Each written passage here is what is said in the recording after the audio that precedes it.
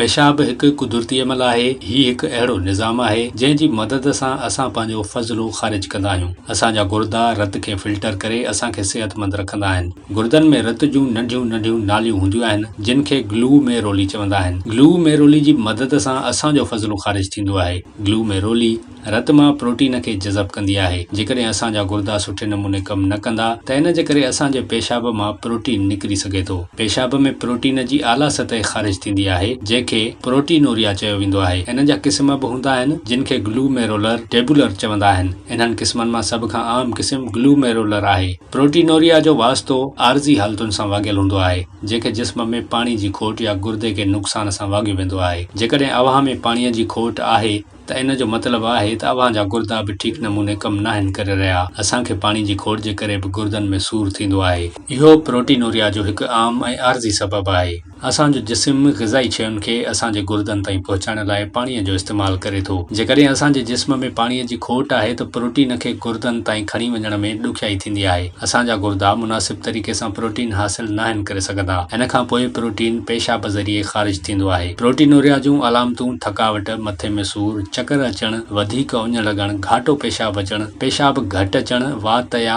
खल जो ख़ुश्क थियणु थी सघनि थियूं। हाई ब्लड प्रेशर जे करे गुर्दनि जूं नालियूं कमज़ोर थींदियूं आहिनि ऐं प्रोटीन खे ॿीहर जज़ब करण जी सलाहियत घटि थी वेंदी आहे। शुगर असांजे गुर्दनि ऐं अखियुनि खे मुतासिर करे सघे थी। पेशाब में प्रोटीन जूं अलामतूं झग वारो पेशाब अचणु, हथनि पेरनि या पेट ते सोॼ थियणु, राति जो उज़वनि में सूरु थियणु, वरी वरी पेशाब अचणु, उल्टी या घटि बुख लॻणु ऐं ॿियूं आहिनि। जेकॾहिं अव्हां खे इहो मसइलो हुजे त डॉक्टर सां राब्तो करणु घुर्जे।